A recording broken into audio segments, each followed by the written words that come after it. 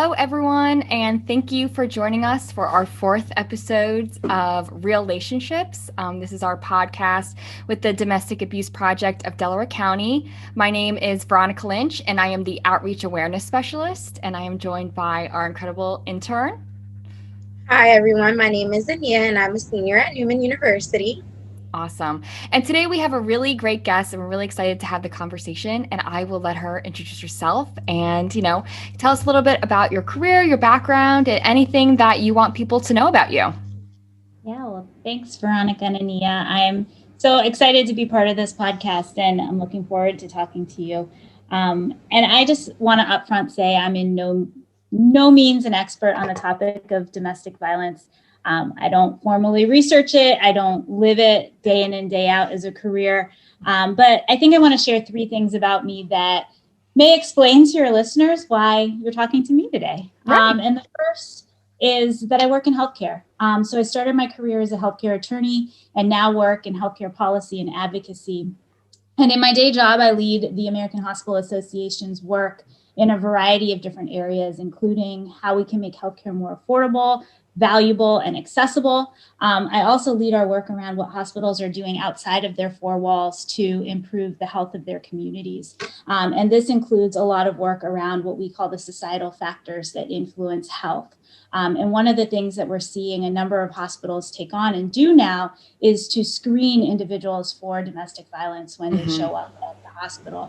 So doing a lot of work around that increased screening and making sure that hospital clinicians working at hospitals have the tools that they need to feel comfortable asking the questions and places to refer individuals when they have been screened for domestic violence. Second, I'm a survivor of domestic violence. And ending a mentally and physically abusive relationship is really the hardest thing I've ever done in my life. And 14 years later, it's still hard to really share the specifics of my relationship, but I am working to find my voice in this space, in this conversation, and to be able to use my experience to help move the needle forward and eliminate domestic violence in the future.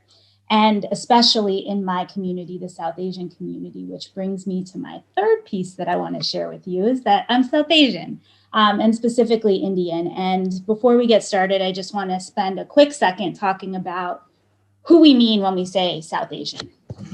So right now, Indians make up more than 80% of the South Asians in the United States, but the term South Asian includes individuals from Bangladesh, Bhutan, Maldives, Nepal, Pakistan, and Sri Lanka.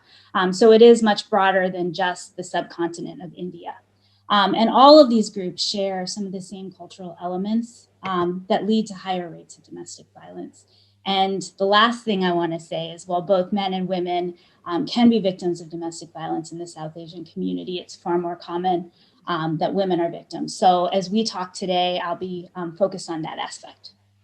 Awesome. Well, all of that sounds great. And I forgot, I didn't say your name at the beginning, but Priya, thank you so much for joining us today. And you brought up two things, like just in your intro alone, that I think are like really relevant to even our agency at DAP. And that was like the healthcare screenings was the first one. That's actually a service that we do provide in the community education outreach department. That would either be me or Nicole Powell, who was like on our podcast as well. We would actually do provide that education. So if anyone's listening and they are a healthcare provider and they would like to have that, you can always reach out to us and we will set up that, whether it's a one-on-one meeting and lesson, or we can come and speak for in a class setting, and we can come and do everyone at one time, all of that. So thank you for bringing that up, because that is a service that we do provide and something that isn't commonly asked of us. So and the second thing, go ahead. No, go ahead. I was just going to say, I think it's so important that you're providing that, because when we talk with healthcare providers, like their number one concern is their fear in having conversations around these issues, right? And so having that education will help lower that fear and allow for more issue spotting and finding cases and getting individuals the support that they need. So I think that's awesome. Thank you. And the second thing was that you mentioned the specifics of like what the South Asian community is, and I appreciate you bringing that up, because that's something that I've never heard before. So I think that's really important. And also disclaimer, Ania and I are not experts as well. We do this, this is our job and like this is what we do, but we are always learning, and we love we're open for feedback and always like listening and being growing and with everyone who's involved in this with us. So thank you for that. So I'm really excited to get into this conversation, and our first topic you brought up a little bit in your introduction. And for everyone listening, I do recommend that you check out Priya's article that she wrote, which is called Domestic Violence in the South Asian Community is Rising During the Pandemic. And you gave steps on how people can help during this time as well. And in that article, you stated that the South Asian community faces higher rates of domestic violence due to cultural elements. And you brought that up a little bit today. So can we start with one of the first ones? And I think in the article you mentioned was the stigma of divorce. Yeah, so definitely. And before I jump into sort of this concept around divorce, I just want to talk a little bit more about the data in the South Asian community, just to show please. What a problem it is. So the cultural elements really keep the South Asian community from identifying abuse and seeking help around the abuse, right? Mm-hmm. And I think that after generation where people aren't talking about these things, people aren't getting out of these situations, it becomes a problem that's perpetuated from generation to generation. Right. So there are a number of surveys that have been conducted. There are two that are sort of leading the way, one from University of Wyoming and one from the University of California, that found that 40% of South Asian women surveyed had some form of intimate partner violence in their life. And organizations like DAP, but that are focused on the South Asian community, have estimated that number is even higher. So It is a significant problem, and it is happening at a rate that is higher than in other communities. And so like other cultures, South Asian victims face the same feelings of shame and guilt that are often associated with domestic violence. As with a lot of other minority cultures, there's social and language barriers that may keep individuals from seeking help or knowing where to go for help. But there are those that are more unique cultural elements. And the first one is the stigma associated with divorce. I think women, especially in the South Asian community, have a huge pressure to balance family values and maintain their family's reputation within the community, whether that's their spouse and any children they have in that immediate family, or if it's the reputation of their parents or their grandparents. So in our community, it's seen as off limits to talk against your spouse, right? It's considered just bad etiquette. You don't do it, right? You don't air that dirty laundry outside of the four walls of your home. There's also just a lot of stigma associated with divorce. So oftentimes a fear of a marriage falling apart or how it will look to the outside is a huge barrier to reporting abuse or seeking help. There's also legitimately the fear of losing their children, which complicates that further. And I can just tell you, I was not married to my abuser, but I was engaged to him. And there was even a huge stigma associated with calling off an engagement. And even though calling off that wedding was sort of the hardest and bravest thing I've ever had to do in my life, in my community, a lot of people view it as a problem with me, or that there's a character flaw with me that I called off a wedding, rather than looking at his actions or what led to the engagement being called off. So there really is that stigma with ending these relationships and the constant pressure to make sure that if you're in a relationship, you make it work. Right. And if you're not making it work on the inside, that at least it looks like it's working on the outside. And so I can't tell you, the number of guys since I called off my engagement that have said, well, I'm not sure my parents are going to be okay with you having a broken engagement. Wow. And it's so crazy and it's so old fashioned. But I think that it's still there, and it makes it really hard for women in our community to speak up or walk away.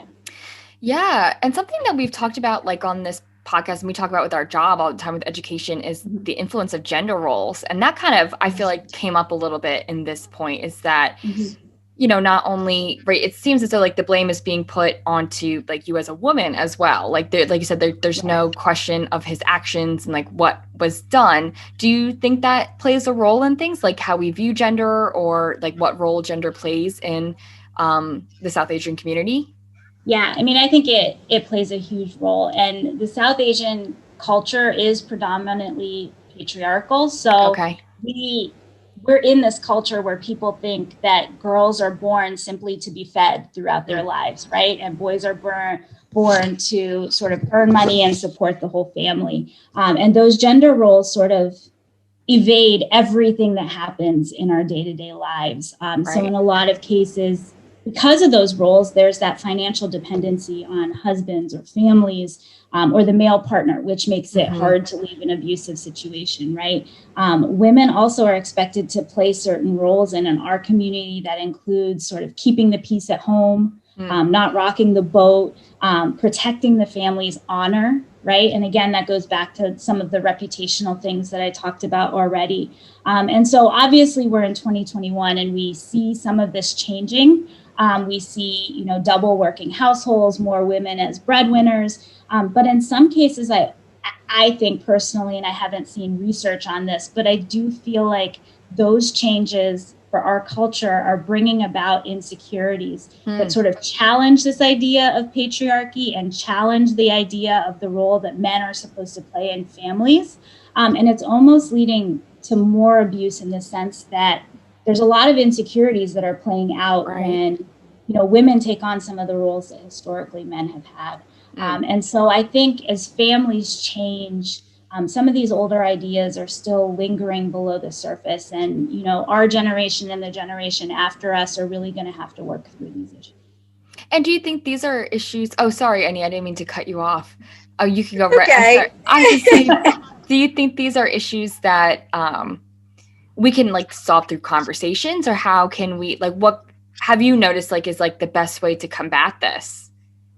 So I think conversation is huge, and I think awareness is huge too, right? So the more we can talk about these issues within the South Asian community and have truly open and trusted conversations, I think the more we're going to move towards this. But I do think some of it just changes by nature of time, right? So if, we go from a culture where women never worked to having 2 or 3 generations where women are equal breadwinners to men, those families are going to figure out how they need to function and how they need to thrive. And I think their kids seeing how they function and how they thrive then trains another generation on moving us a little bit further. And so I think some of those gender roles will just take time to sort of play out and see how they work. Everything that I read, I was like, wow, this is really true. And then when you were saying in the South Asian community, sometimes the wife's job is to, keep the peace and make it seem like everything's going great, when on the inside, it might not be going so great. And it's just wow, that just can be so much pressure, especially if there's kids involved. And if you have, other different priorities that you have to take. I just really appreciate actually hearing it from somebody that comes from this culture. So thank you for that. You're welcome. You're welcome.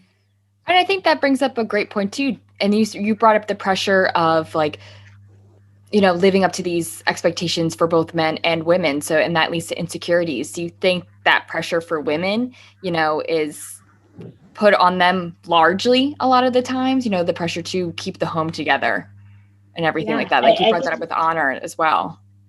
Yeah, I think it is. And I think more generally, I think it is reflected on both men and women in our culture.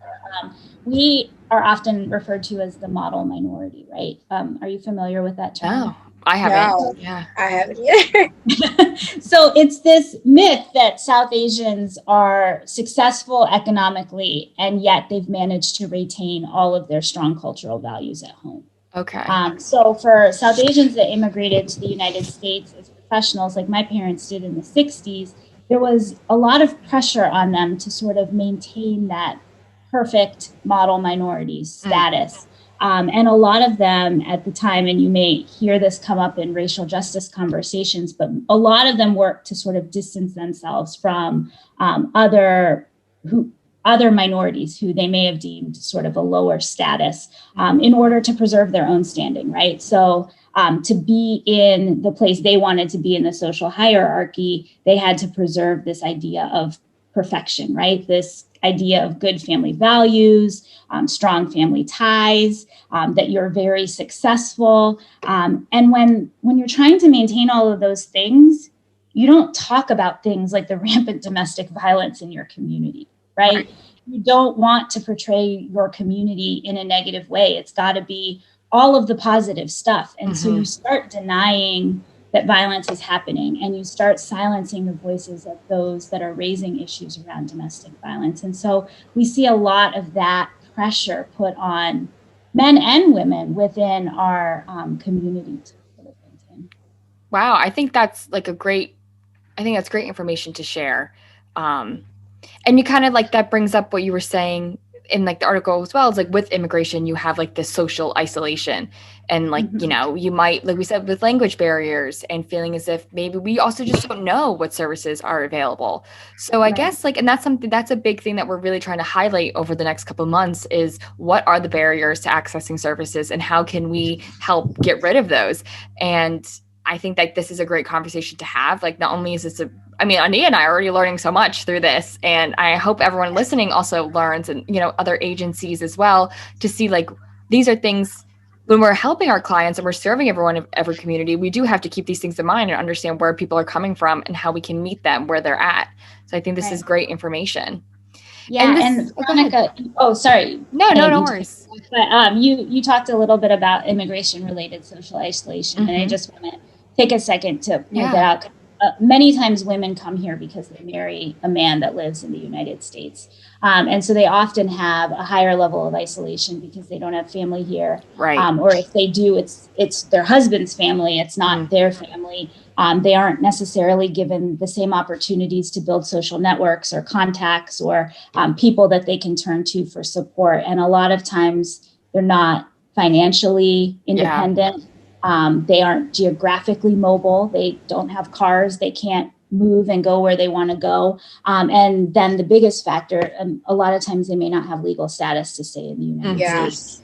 And their ability to stay here is tied to their marriage, which then makes it really challenging to say, I'm being abused. My marriage isn't working. I want out, because they have come here and they're alone. And so it just creates a huge challenge and barrier to seeking help. Definitely. And I know, Ania, you spent a lot of time doing the research just specifically about immigration and domestic violence. Did you notice, did anything stand out to you in that research?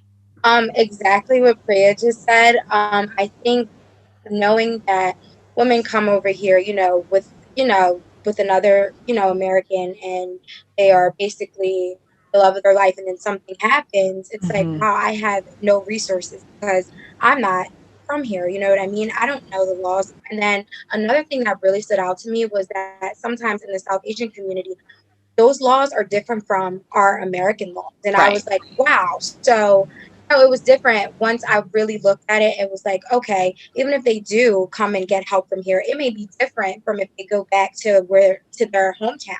And I was like, that must be really hard for, anybody going through that, especially with kids involved, because I know I read a lot of the time, women don't do that because they don't want to be separated from their children. And sometimes that's the force that happens. If they do say something, there is a chance they might get separated from their family. I'd rather stay with my kids. So that's, and I just think about, I'm a lawyer, right? I practice law, and I think that if I needed to find an immigration lawyer, it would feel like a hard thing to do, right? I wouldn't know the right place to go, and I'm a lawyer, okay? Yeah. So I can only imagine how hard it feels for someone who comes here. English is their second language. They may not speak it fluently. They may not have access necessarily to internet access all the time to look up things or find out information on where they can go for help. They may not be going to doctor's appointments by themselves. So when they are screened, they're not able to answer those questions honestly. They might not have access to all of these things that I think, I take for granted. And certainly my experience with domestic violence was very different because I had those things that I could reach out to and rely upon. And so I just think about it, and it just, to think about how lonely these women must feel and how they feel trapped and can't get out. It just is heartbreaking. And especially I'm thinking about, my experience. I cover the hotline sometimes, and, we get calls from everyone, and I think what you said really just rings, it like hits home a little bit, especially if we don't cover immigration with our agency, but we do refer out, we can give services and we are aware of the local services.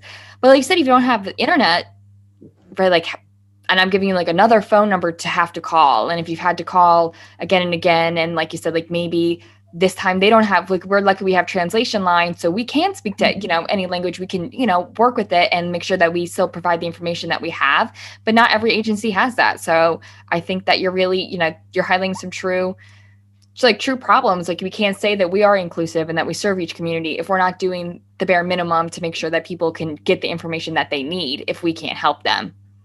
Yeah, and it became really challenging during COVID too, right? Yeah. Like the access points, a lot of them suddenly went away because we went into this virtual world. And if a woman is now at home, locked down with their abuser, they're no longer leaving the house to maybe go to work or go to school or take their kids somewhere. They're not interacting with people outside of their home. They're just trapped at home with their abusers. And in some cases, they have limited access to the internet. They have a limited access to a phone. So if they're calling a hotline and someone's not there to help them right when they call, you might not be able to get a hold of them again because you can't call them back on that phone that belongs to the abuser. And so I think that there are just a lot of logistical issues that, community-based organizations that are dealing with this have to sort of be cognizant of, and when you're building your programs, take into account. Absolutely. Absolutely. I feel like the assumption that when we went into COVID was that everybody had a computer that has a camera and you can Zoom in. And that also implies that you have a space that's quiet and that no one's going to like walk in. So, I mean, you're absolutely true, especially like you're saying, if someone calls hotline and that you don't, and like maybe you can't leave a message with the callback number. And, with the way that's just how, I feel like you're highlighting some true issues here. And these are things that go just beyond, a DV agency, a suicide hotline, everything. And, they're great action steps for places to be taking as well. If we don't already have these systems in place, what are we doing to make sure that we fix it and put them in place for the future? Yeah, and we see it more broadly in healthcare, to your point, Veronica. Like it's beyond domestic violence, it's healthcare in general, right? So when the pandemic hit and we switched to predominantly virtual care, there are 30 million Americans that don't have access to broadband internet. Right. So how are they going to access telehealth? And then if you look at rural communities specifically, 24% of individuals living in a rural community only have cell phones. They don't have smartphones. So no broadband in a lot of places, no smartphones. How can they access healthcare? How can they access an organization like yours when they don't have those things? And it's a real challenge. And so, we've been talking a lot about digital health equity and what are the steps that we can take to ensure that, everyone in America has broadband access. It's crazy to me that we live in this country and not everyone has the same access to the internet. So those are just some of the things that I think we're looking at more broadly in healthcare, but they apply here as well. Absolutely. Definitely. I mean, you think about, all the kids in school too. It applies to, way beyond this. And it's sad that it takes a pandemic to get people to realize that these are basic things that we should have been thinking about. But I'm glad the conversations are are happening now. But, did it need to take an actual natural disaster for that to take place? And I guess the last point, we did touch on this a little bit before, but I also wanted to talk a bit about the hotline. So we can talk about this and then get into hotline information. But the last one was that concept of honor being a cultural aspect that leads to more domestic violence. Did you want to expand on that a little bit? Yeah. And I think the honor really goes back to sort of that reputation, right? How do we keep the reputation of our family safe within the community? And I think that as we move forward, we just really need to keep challenging that idea of honor and what actually is honorable, right? And this is my opinion, right? Is honor having a family that looks perfect on the outside but has abuse taking place on the inside? I don't think that is the definition of honor. And so I think the more conversations we can have in our community to raise awareness that this is happening, to make it okay to talk about it and to disclose it and to come together around developing solutions, the more I think we can sort of change that definition of what honor may in fact be for our community, and decrease domestic violence at the same time. That's a great point. Thank you. So, right, we touched on this a little bit before, is like having access to hotlines. And in the article, you mentioned that there was a 50% decrease for at the hotline mentioned. And I don't want to get it wrong how to say it. You listed a couple of different agencies. One was in New Jersey as well. So do you want to touch on those agencies, and then we can kind of compare it to our experience here at DAP too? Yeah, that would be great. And Veronica, we touched on some of the challenges that happened during the pandemic, right? The lockdowns, the lack of ability to make phone calls, to use the internet, and all of those things. And so at the beginning of the pandemic, the number of calls to DV hotlines across the country dropped by as much as 50% in some regions. So Sucky, which is a DV organization serving the South Asian community in New York City, they saw a 53% decline in their calls between February and March of 2020 as the COVID cases across New York City soared. And as the stay-at-home restrictions were lifted, their calls began to rise again.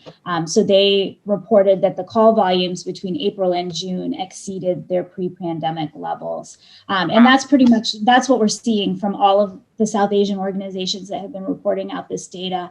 There's another organization, Narika, which is based out of Fremont, California, that provides services to domestic violence survivors in the South Asian community. And they witnessed a spike of 3 times the calls post-lockdown. So we're seeing like them jump from 3 to 4 times. And then Manavi, which is based in New Jersey, close to you all, they were actually the first South Asian women's rights organization in the country. And they came about in the 80s. And they were seeing an increase of calls, and their reports not only show an increase of calls after the lockdowns were over, but they showed an increase in the forms of abuse. They were more intense and more severe than they had been pre-pandemic. And I think that makes sense when you think of all the stress that all of us were under when our worlds completely changed because of the pandemic. Right. At the beginning. What are you guys seeing? Yeah. So at the beginning, our numbers were around like 30% decrease in calls. So we went from having the phone ring like all the time to maybe getting 4 calls a day. And, they were specific. Most of the calls were still specific to like obtaining a protection from abuse order or, safety planning. And we did notice some of the same things that you brought up, especially with the forms of abuse. Things were more specific in that it was like medical abuse and manipulation, not letting people, really honing on people's fears of getting sick, not letting people use hand sanitizer or hiding medication, and not letting, letting them know if they leave the house, they're going to get sick, or purposely leaving the home and possibly bringing COVID back in as a form of like, a scare tactic to keep people afraid all the time. And when we came back, we did notice an increase in calls once restrictions were uplifted. And it also helps because we can also have people come into the office again. So we are able to meet with people if they can't access our hotline. We are open to walk-ins. So if people they need us right then and there, they can come to our office, and we're like operating. All our services are back up. So we can, do court accompaniment. We can help with PFAs. Things are still being done over Zoom, such as counseling if people need it, but they also have the option to come here if they can't do counseling at home. So they can come here and like, we'll do it with them in the office. So we did notice a decrease. And now covering the hotline, I do notice that the calls compared to this time last year are a lot higher. Because maybe before I was in a 4-hour shift, I was getting 1 call. And now it's like back up to maybe, 2 an hour. And some of them don't have anything to do with us, but, we're still happy to talk to them on the phone. But, it's definitely, we saw like a nationwide kind of decrease and then increase again. So it's interesting to see those numbers compare and how our experiences compare as well. But when you think about, like you said, the rates being higher in the South Asian community, then looking at the huge decrease, like 50% is a huge decrease. And then having what you said, 3 times that of their pre-pandemic numbers, like that's insane. Yeah, it is. And Oh, sorry, Oh, Ania. go ahead. I was just gonna say, like, being trained with Veronica, so I trained with Veronica on Hotline. And this time last year, I think it was like my first time being on Hotline, and me and Veronica were sitting, and she's Yeah. like, it's not usually like this. And I'm like, oh my God, okay. And then we got like maybe 2 or 3 calls. And like Veronica said, some of them were like, for referred out. And one was like maybe, for like a PFA or something like that. And then we were just talking about it. And I was wondering, Veronica's like, oh yeah, my phone's ringing. And I'm like, okay, good. Yeah. Like, Yeah. yeah. Yeah, Yeah. some days I get nothing but calls, and you know, they're intense, and like where there's a lot of safety planning or shelter referrals involved. And then some days it's just people trying to find our Facebook lives, and I'll be like, it's on Facebook, so I'm clicking through and helping them get to Facebook through the hotline. So Well, I just think it's so interesting, and I'm learning a lot from talking with both of you as well. But like, I never thought about using COVID as sort of a mental abuse or a way of physical abuse, right? Like, I never thought about withholding hand sanitizer as a form of abuse, but it is. Like, I think about how much I relied on hand sanitizer and had to have it everywhere I went, especially at the beginning of the pandemic when we didn't know, if COVID was spread on surfaces, right? And so I can only imagine sort of the mental impact that can have, to have that, be kept from you, or to have someone go outside the house and come in and bring COVID into your house. So that is just new levels I had never thought about. Right. And then, another is if we think about those who might have disabilities or like medical conditions, where at the time, like the beginning of COVID, it was really just like drilled into us that was a community that could only get sick, right? Like when it was really downplayed, everyone said it was like older people and, people who have underlying medical conditions. And then this is before it was even talked about that we could be passing it with no symptoms. And so there's this constant fear of just getting sick in general. And then you add on the power and control tactics that you might be experiencing every day. And now COVID's impacting it.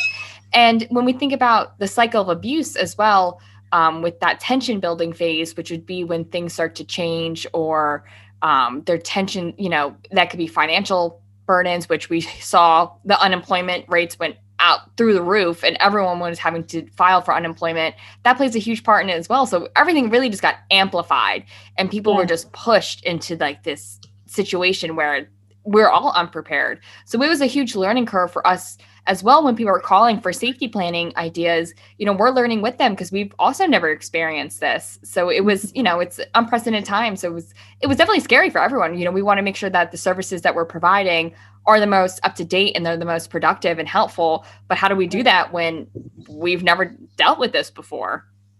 Yeah. So did you guys adopt anything specifically to do more proactive outreach when people weren't able to call in on the hotlines? Like, was there a way you were able to reach them? Yeah. So with our department and like specifically, we really just went full force into social media because that's where we had our biggest like platform. So we did like our Facebook lives and we were allowing people to connect with us. Usually we don't recommend that people connect with us through Facebook or Instagram messages because it's not confidential. We can't promise the confidentiality of that as we can with our hotline. But we also understood that is the only option at this point if you can't talk. So we did like have that be open. And if we couldn't take the calls, we were also referring out to the National Domestic Violence Hotline because they have a chat option. So if people couldn't make calls, you can chat on their website. So we were always providing as many resources as we could on Facebook and Instagram and Twitter so that people knew if they like looked us up that if we can't help them, we were giving them places that we thought would be best. So we've been doing a lot of Facebook Live stuff and then working with community partners such as healthcare providers and law enforcement, because we did, while the hotline noticed a decrease, the law enforcement noticed an increase in calls. And that was because we know that the violence is reaching its peak. So they were, a lot of the first contact a lot of times. So really creating those strong partnerships with our community members as well. Yeah, I will definitely agree with that. I would say with our department, the internet, social media has been our voice. We have gotten so creative with like Facebook Lives. We have done panelings. Like last month, we did information on the Native Americans. Now this month, we're doing the South Asian community. So we are really pushing out there to just get everybody to know more about us, like what we offer, and just to educate them. Like this is an education purpose for me and Veronica. Like she said, we're learning so much, and we're not experts on this, so it's good to have somebody from the community just come and talk to us. So social media has really been our platform. Definitely. That's awesome. Yeah. Never thought I would have a job that did Facebook Lives, and now it's like, oh, you know, and we love doing it. It's tons of fun. And like this podcast is something that came out of COVID because we started doing the Facebook Lives and then we got to do the podcast. So it's been great. It's just been a huge learning curve. But we like TikToks. Yeah, we have a TikTok now. That's awesome. We do that. What else did we do? We had like a couple just specific campaigns, things like that. Yeah, that's awesome. Ania, would you like to ask our next question? Okay, so I know we touched on this a little bit before, but we discussed some of the elements that increase the domestic violence. So what about the elements act as barriers to accessing some services for people of the South Asian community? Yeah, so I think we covered a lot of some of the barriers to why in the South Asian community folks aren't accessing services. So I think I want to talk about this one a little bit from the healthcare perspective. You know, oftentimes individuals come into a clinic or a hospital seeking help for domestic violence, and that gives doctors and nurses and others within the healthcare system sort of this huge opportunity to engage and intervene. But during the pandemic, a lot of those places closed down. Everything was virtual, as we talked about. And so individuals weren't able to show up at those places in the same way that they would have before. And it became a really big barrier.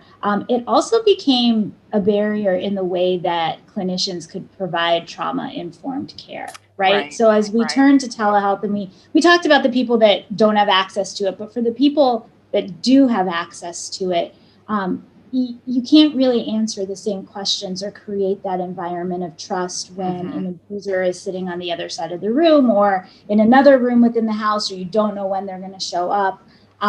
They're also with trauma-informed care, another key piece is around educating and allowing time for discussion.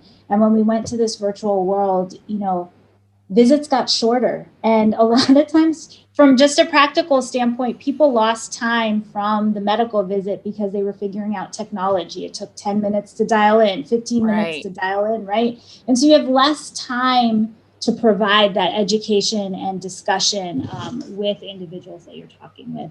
And then I think providing translation services and culturally competent care became a lot harder during the pandemic as well.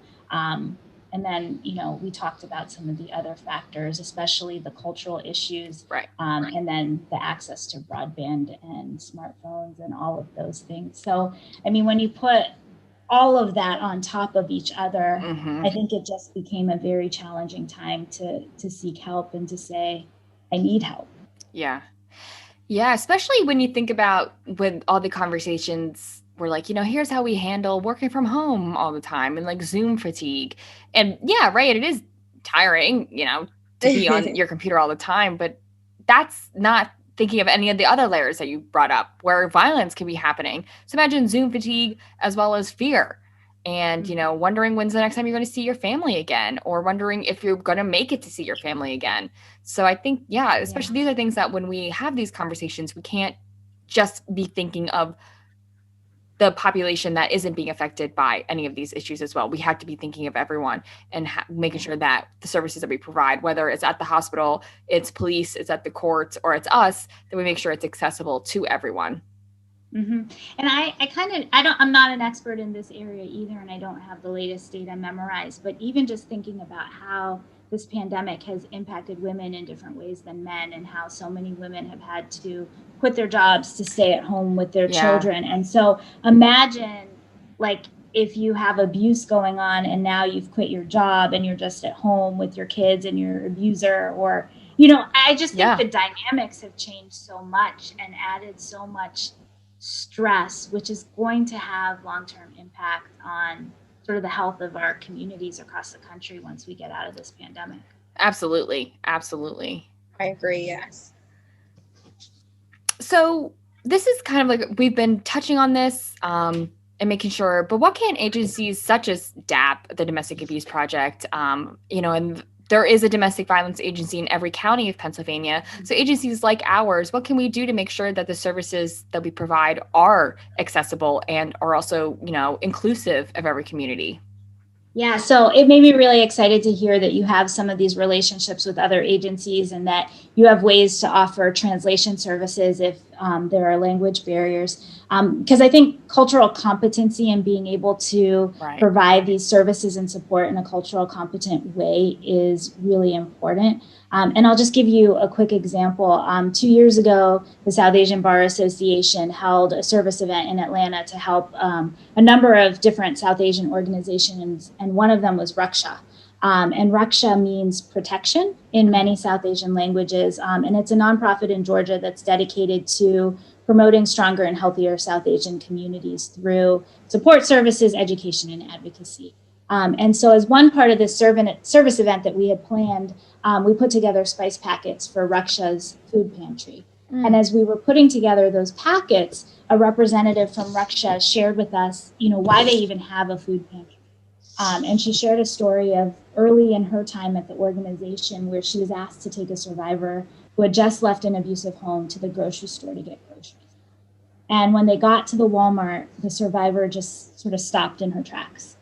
She stared, she didn't know what to do. The store was so big, she didn't know how she was going to find the Indian ingredients that she needed to help her cook the foods that she knew and was comfortable cooking, right? So nothing looked familiar to her, and she ended up leaving without anything, okay? Wow. And ultimately, because of experiences like that, Raksha decided to launch its own food pantry that has South Asian spices and lentils and rice and the teas that we like to drink in our community. And it's just to allow survivors to have access to these things that are comforting to them, right? And now, in addition to food, they also carry toiletries, feminine hygiene products, toys and books for children. And so it's a place that they can come to access the things that are familiar to them. But it's also a way, it's all donated. So Raksha is able to give these things to these survivors who may not be able to pay for them otherwise as well. So it's really served an important benefit. But here we had a South Asian organization that wasn't really anticipating even the needs of the South Asian survivors. And so they learned as they go. And I think with cultural competency, that's the name of the game, right? We're always learning. We're always seeing what matches the needs of the people who need our support. So I think that's really important. You did touch on sort of language and being able to provide resources in different languages. And that's really important in the South Asian community because each of those countries I mentioned that make up the term South Asian have their own languages, but even within those countries, like India has a bazillion languages. I don't even know how many languages they have, right? Yeah. And so it becomes, a real issue to be able to provide support in all of those different languages. And then I want to touch on collaboration.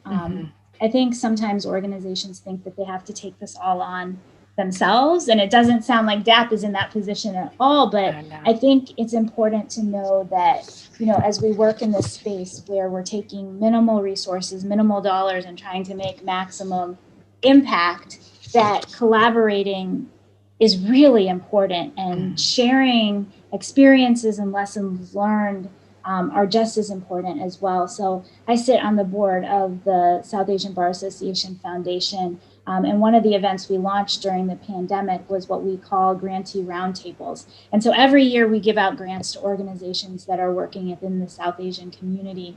And we decided to bring those organizations that we've given awards to over the years together to talk about key issues. So we've held 2 roundtables, one on domestic violence and one on immigration. And both of them have been so successful in terms of the feedback we've received from these organizations, because they now have resources at other organizations similar to theirs across the country that they didn't have before these conversations. And so even just having these conversations, sharing learning, sharing experiences, finding ways to convene groups, I think can be so important and beneficial. Definitely. Yeah. And I think, at DAP, we also know we're not trying to limit anyone when they come to us, and understand that we can't do everything. We've all come from different experiences. And while there's still experiences that none of us have had that our clients and survivors have experienced. So we have to make sure that the information that we go into our everyday is encompassing everyone. But we know that that's not possible if we just sit and just, talk to each other again and again. So yeah, collaboration is huge. And also, it's also fun to get to know what else is around. It's exciting to learn about other cultures and to see how learn about other people's experiences. So I think, it's great. Maybe people get scared because they don't want to seem as if it's a failure if they don't know everything, but we can't know everything. And learning should be something that's positive, and, making sure that I keep saying experiences, but making sure that the experience we have when we're learning is one that's positive and really encourages growth as well. Agree. Ania, would you like to wrap us up today? Okay. Yeah. I just want to add my comment. I think go ahead. Absolutely. Is really important. I do believe that we live in a society today where people seem to think that English and Spanish are the two languages in general. So I remember one time I was at the store and there was a lady, she was from a different country, and she was trying to say I don't understand that. And then someone advocated for her and she was like, well, you guys only have it in English and Spanish. It's only two languages. Do you know there's other languages in the world? And I was like, it really stopped and made me think oh wow, yeah, all I see is English and Spanish translations and most of the stores I go to. And it's what if somebody really is from a different country, comes here and they don't understand or can't read that? So it's it makes me think language, we need to really start taking accountability. Okay, other people exist. And I think that does a good job with that, especially with the translation hotline. Like Veronica said, we can assist with different languages, not just two. So I definitely agree with that. Yeah, I definitely agree. Yeah. All right. And Priya, we just have one last question. Is there any messages that you would like to leave for our listeners today? Yeah. So I think the biggest thing we need to be aware of as we start addressing domestic violence and gender-based violence more broadly is that we have to make it a priority and a public health issue. So violence was declared a public health issue in 1979. And yet it's a huge problem 42 years later. And so we have to start addressing it as a public health issue. And so that means that we all need to be working on this issue. We can't just leave it on the healthcare system. We can't leave it on organizations like DAP in the community that are providing support to survivors. I think it's important that we all sort of come together and play the role that we can each have. So for people who are listening, obviously you can learn more about domestic violence. And if you're listening, you're doing that right now, right? Listen to how it's impacting your community and other communities around you. You can also donate and volunteer at organizations like DAP and others in the community that are doing work to provide critical services to survivors. You can also speak up, raise awareness, or advocate for changes in the law. And I think last and most importantly is we can all play a role in creating safe spaces for survivors. When I ended my relationship, I was living by myself. My ex-fiance had just told me on the phone that he wished he would have killed me. And that was a day after he had drugged me across a parking lot by my hair. I told him I was done. I called off our wedding. And I called my older sister immediately and told her everything. That conversation, what had happened the night before, what had really been happening for months. And I was afraid that if I didn't call her immediately, I'd change my mind and it would just keep continuing. But I was also really afraid because I had no idea what she was going to say, right? So I had all of this stuff that we've talked about my community and my culture in the back of my mind and calling off a wedding. And thankfully, she said, pack your bags, I'm coming to get you. And then I had to call my parents, and they had actually just landed in India to shop for my wedding. And so I was scared to tell them. And I really don't remember much of the conversation other than that my mom ended the call by saying that she loved me, that they were both proud of me, and that I didn't need to worry about anything else. And then they got on the next flight back and moved in with me for the month that they were supposed to be in India. And so when they had to go back to work, my younger sister moved in with me, and she stayed with me for 3 months. And so while there were so many people in my community that judged me, from the minute I decided to call off my relationship, I wasn't alone. And in addition to my family, who just are awesome, and I don't know how I got so lucky to deserve them, but I had and still have amazing friends who listen and support me. So I was so lucky to have this village. And I share this piece of my story because I think we all deserve to have this village. Absolutely. And I think that everyone who's listening should find a way to be that village that can listen and support and believe and create a safe space for those in your life that need it. So learning more, raising awareness, and being there to listen, support, and believe, that's really my last word. And I think it's how each of us can play a role at fighting domestic violence. Well, thank you so much, Priya, for joining us today. Like, your information has been invaluable. We, can't thank you enough for spending the time with us. And for anyone listening, please know that you can always reach us at our 24/7 hotline. That number is 610-565-4590. You can call anytime, any day, and you can reach an advocate. We're also on all social media platforms at DAP Delco, where you can find information about our services, other services around in the agency, in the area, and, answer any questions. You can always reach out, ask about volunteering opportunities, like Priya mentioned, donation opportunities. All of that is on our social media. But thank you for joining. This is episode 4 of Relationships. Next week, we'll be talking about another, pop cultural event, and we're so excited, and we hope to see, everyone there. Thank you so much.